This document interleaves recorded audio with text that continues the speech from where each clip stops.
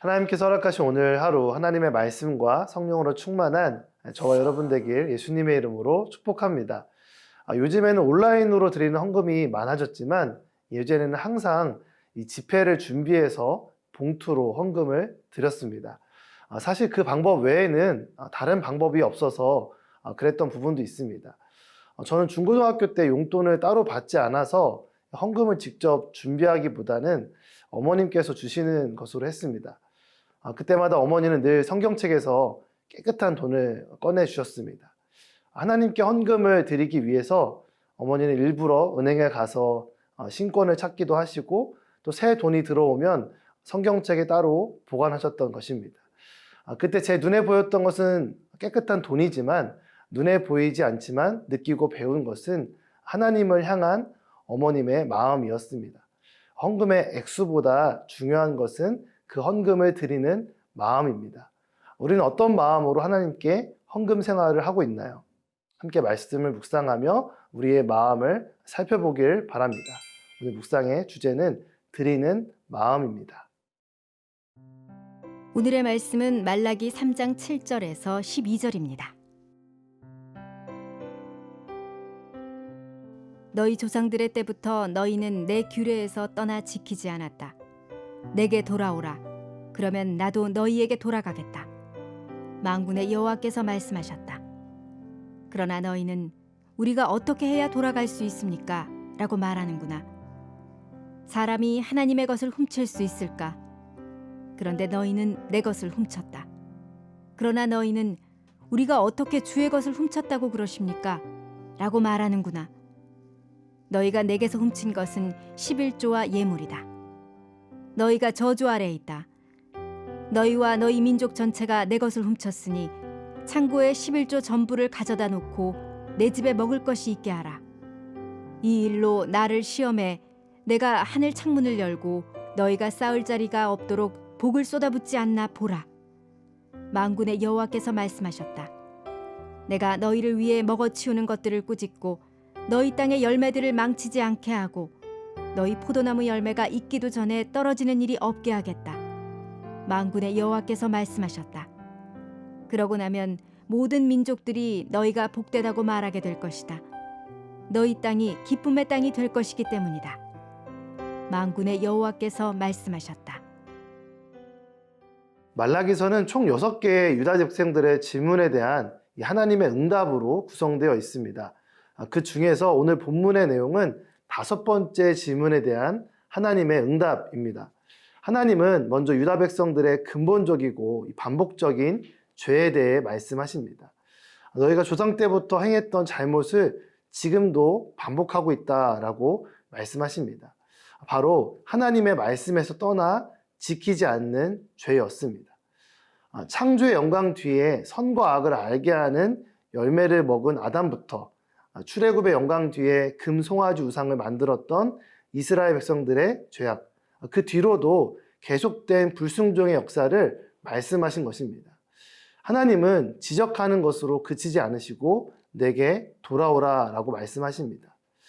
때로 우리가 하나님과 사람 앞에서 죄를 저지를 때가 있습니다. 그때 우리의 본능적인 습성은 먼저 숨는 것입니다. 또 다른 하나는 도망가 버리는 것입니다. 하지만 하나님은 그때 하나님께로 돌이키라 라고 말씀하십니다. 하나님께 돌이키는 회개만이 우리를 살리고 회복하는 참된 생명의 길이기 때문입니다. 하나님은 죄로부터 돌이켜 그분께 나오는 자녀를 버리지 않으시고 맞아주실 뿐만 아니라 안아주시는 아버지이십니다. 유다 백성들이 어떻게 해야 하나님께 돌아갈 수 있는지를 질문합니다. 그 대답이 8절 말씀입니다. 사람이 하나님의 것을 훔칠 수 있을까? 그런데 너희는 내 것을 훔쳤다.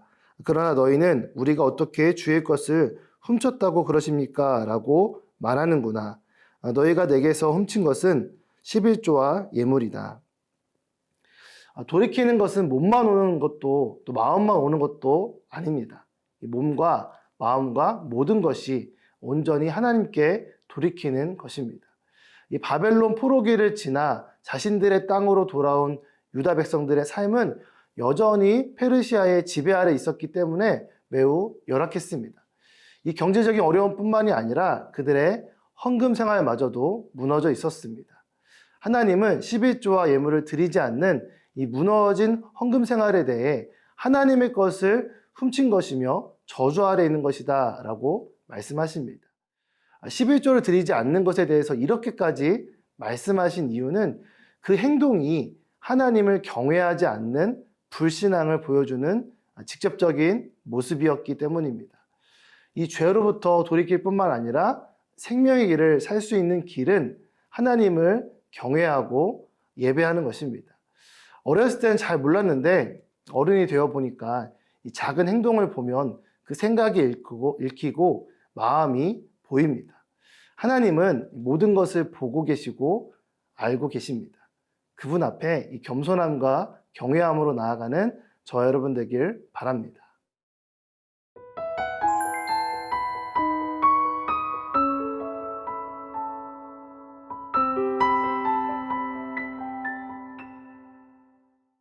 하나님께 드리는 것을 아까워하는 유다 백성들의 마음을 보시고 하나님께서 말씀하십니다. 10절 말씀입니다. 창고에 11조 전부를 가져다 놓고 내 집에 먹을 것이 있게 하라. 이 일로 나를 시험해 내가 하늘 창문을 열고 너희가 쌓을 자리가 없도록 복을 쏟아붓지 않나 보라. 만군의 여호와께서 말씀하셨다. 10절에 내 집과 창고는 성전을 말합니다. 하나님은 우리가 11조를 드릴 때 이 부어주시는 하나님의 축복을 경험하게 될 것이다 라고 말씀하십니다. 그런 맥락에서 하나님은 나를 시험하라 라고 말씀하십니다. 본래 하나님을 시험하는 일은 금지된 일입니다. 하나님을 시험한다는 것은 엄청난 의심과 불신앙의 모습이기 때문입니다. 그런데 오늘 본문에서는 하나님께서 직접 자신을 시험하라고 말씀하십니다. 그 이유는 우리가 하나님 되심을 몸소 체험하기를 원하시기 때문입니다. 하나님의 말씀을 듣고 순종하라라는 의미로서 주신 강한 도전의 말씀인 것입니다. 하나님께 순종하는 마음으로 11조를 내어드릴 것을 말씀하신 것은 우리가 어떠한 형식적인 제사보다 진심 어린 순종을 하나님께서 기뻐하시기 때문입니다. 하나님은 그들에게 복을 더해 주십니다. 우리가 순종할 때 받는 축복을 11절 이후에 구체적으로 말씀하십니다. 농사를 지을 때 가장 마음이 아픈 것은 병충해를 입는 것이고 추수의 때의 열매가 먼저 떨어져 버리는 것입니다. 하나님은 친히 그 모든 재해를 막아주신다라고 말씀하십니다. 다른 민족들이 너희를 보고 복되다라고 말할 것이고 그 땅이 기쁨으로 가득할 것이라고 약속하십니다. 그 축복이 우리의 순종을 통해 우리의 삶 가운데도 이루어질 줄 믿습니다. 우리가 가진 모든 것을 주신 하나님을 사랑하는 마음으로 믿음으로 순종하며 기쁨으로 우리의 10분의 1을 구별하여 드리기를 바랍니다. 먼저 하나님을 구하고 찾을 때 모든 것을 더하시고 축복하시는 하나님을 만나고 경험하게 될 것입니다. 사랑하는 하나님 아버지, 우리가 가진 모든 것이 하나님의 것임을 고백하는 그 믿음으로 우리가 가진 것의 10분의 1을 기쁨으로 내어 드립니다. 습관이 아니라 하나님을 향한 믿음과 감사의 마음을 담아드리게 해주세요. 예수님의 이름으로 기도드립니다. 아멘.